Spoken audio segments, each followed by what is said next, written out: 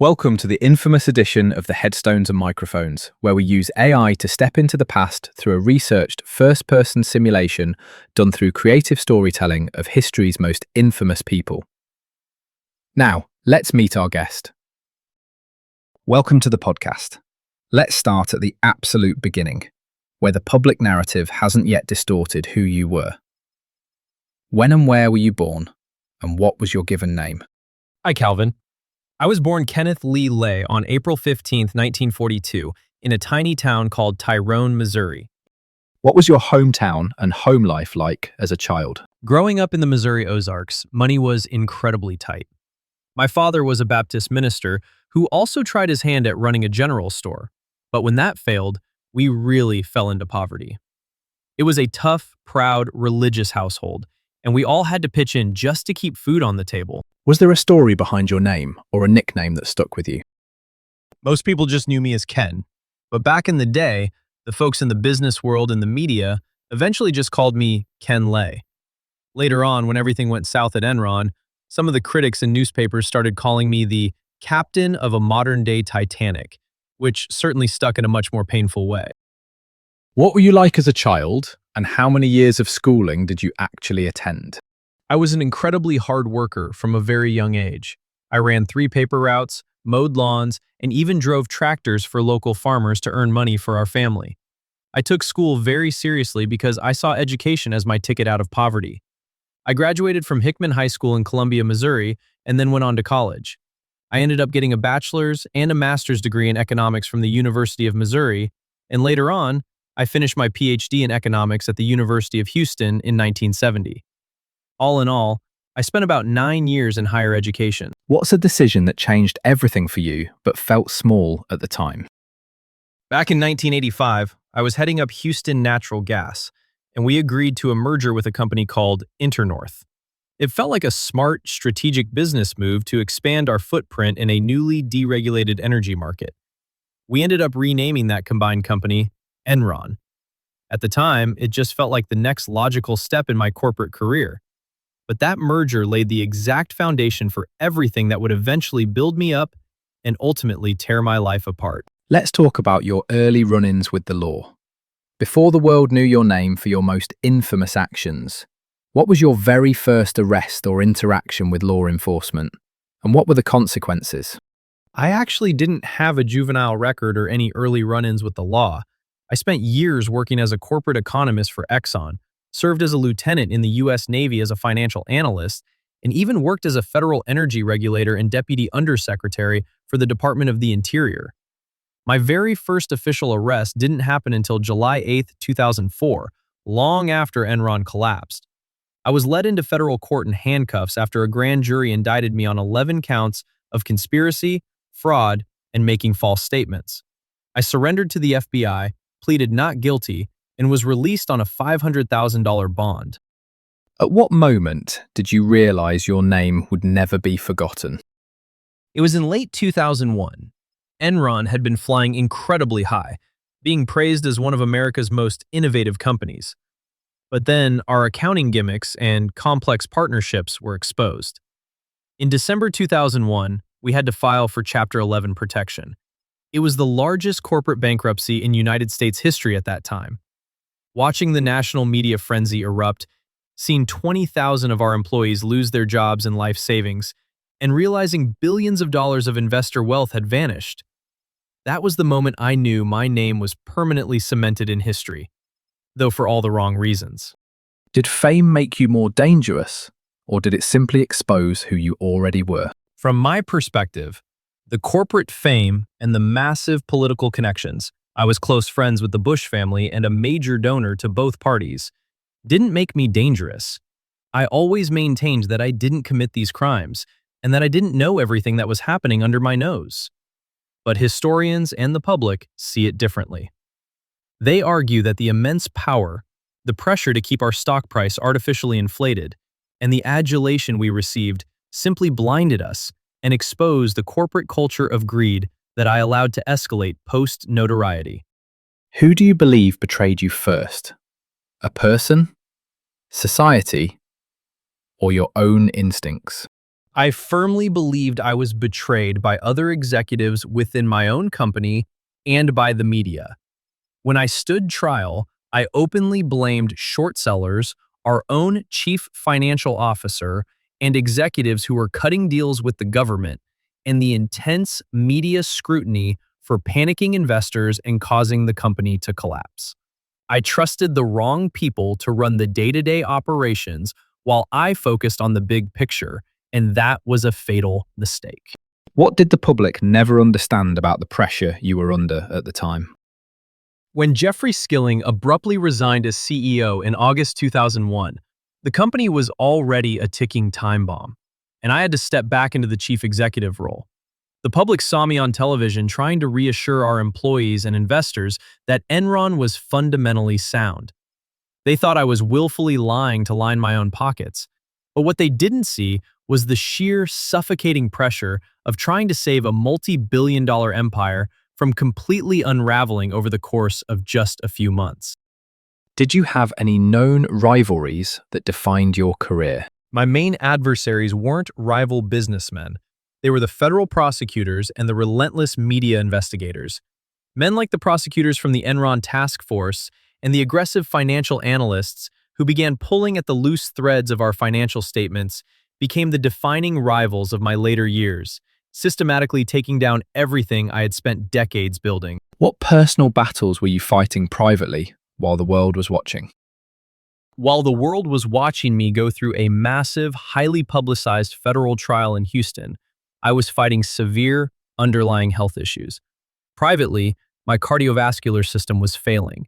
I had actually suffered an undetected heart attack prior to my final medical emergency, and the sheer, unyielding stress of facing the rest of my life behind bars was taking a massive physical toll on my heart that I couldn't hide forever. What was your darkest moment, and was there ever a time you wanted to walk away from it all?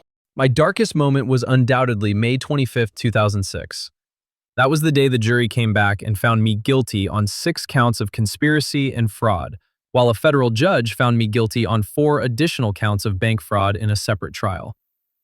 Hearing those verdicts and realizing I was looking at a potential 165 years in prison, essentially a death sentence behind bars, was a completely crushing blow. I wanted nothing more than to just walk away from the cameras and the public shame. What truth was hardest to escape when you were alone at night? Even when I was completely alone, the hardest truth to sit with was that under my leadership, an absolute juggernaut of an American company completely vaporized, destroying the lives and financial security of thousands of innocent employees who had trusted us. I maintained my legal innocence of fraud to the very end, but carrying the weight of that monumental failure was an incredibly heavy burden. When the law finally closed in, how exactly were you brought to justice? Walk me through the final arrest, the charges that ultimately stuck, and the legal outcome of your trials. The law closed in through a sweeping federal investigation. After my arrest in 2004, my legal team tried to move the trial out of Houston because of the terrible publicity, but we failed. The trial began in January 2006. On May 25, 2006, the jury convicted me of 6 counts of securities fraud and wire fraud. In a separate bench trial, the judge convicted me of 4 counts of bank fraud. I was facing decades in federal prison, and my sentencing was scheduled for September of that year. However, before I could ever be sentenced or serve a single day, I passed away. What's the craziest rumor ever told about you, and what part of your story has been exaggerated the most? The craziest rumor started almost immediately after my passing. Because I died so suddenly right after being convicted and just months before my sentencing, conspiracy theorists and critics wildly speculated that I had faked my own death to escape prison, or that I had fled to a remote island with hidden millions. The reality was much more mundane and tragic, but people loved the exaggerated drama of a corporate villain pulling off a final vanishing act.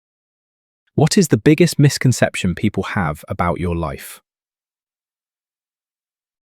The biggest misconception is that I was a lifelong, calculating corporate crook who set out to swindle the American public. People forget that I spent decades working hard, earning a PhD, serving my country in the Navy, and working as a respected civil servant. I wanted Enron to be a legendary, successful company. I didn't see myself as a criminal master planner. I saw myself as an entrepreneur caught in a complex system that collapsed under its own weight. What would surprise people most about your ordinary human side? People would probably be surprised by how deeply dedicated I was to my family and my community before the scandal. I was married to my wife Linda for over 20 years, and we had a massive family with children, stepchildren, and 12 grandchildren. Both my first wife, Judith, and Linda supported me completely during the trial. I also donated over $1 million to my alma mater, the University of Missouri, to fund an economics chair, and I loved escaping the corporate chaos to just spend quiet time in the Colorado mountains. When, where, and how did you pass away? I passed away on July 5, 2006, while on a family vacation in Snowmass near Aspen, Colorado. In the early hours of the morning, around 3:10 a.m., I was rushed to Aspen Valley Hospital after suffering a massive heart attack, a coronary event where my heart simply gave out. I was 64 years old. Was your downfall caused more by your own flaws or by the world changing around you? The historical consensus is that it was a mix of both, but primarily my own flaws as a leader. The world was changing. Deregulation allowed us to innovate rapidly, but my flaw was creating and permitting a hyper-aggressive, unchecked corporate culture that relied on accounting smoke and mirrors. When the market shifted and the transparency caught up with us, the foundation we built on simply couldn't hold. What past regrets did you carry with you to the end? If you could erase one decision from your life, would you? Or was it necessary to become who you were? In my final public statements and interviews, I expressed deep regret for the pain the collapse caused, though I maintained that I didn't willfully break the law. If I could erase one decision, I would have paid far closer attention to the warning signs brought to me by whistleblowers like Sharon Watkins, and I would have chosen to thoroughly vet the intricate financial partnerships our executives were creating rather than trusting them blindly. What scared you more, getting caught, losing power, or being forgotten? Near the end of my life, psychological profiles and my own behavior showed that losing my reputation and power scared me deeply. But what terrified me most was the thought of being remembered solely as a disgraced criminal. I fought so hard in the media, appearing on Larry King Live and holding press conferences, because I desperately wanted to salvage my name and show the world that I wasn't the monster they thought I was. When you look back now, do you see yourself as the villain, the hero, or something in between? In my own mind, I never viewed myself as the villain. I saw myself as a tragic figure, someone who started with nothing, achieved the ultimate American dream, and then watched it completely shattered due to circumstances and betrayals beyond my control. I know the rest of the world views me as one of history's defining corporate villains, but to myself, I was just a man who flew too close to the sun. Ken, do you have any closing remarks about the interview or the stories you shared that you would like to share with our listeners before we sign off? I just want people to remember that stories are rarely as black and white as they seem in the headlines. Look at the whole life, the hard work at the beginning, and understand how quickly things can get out of control when you lose sight of the details.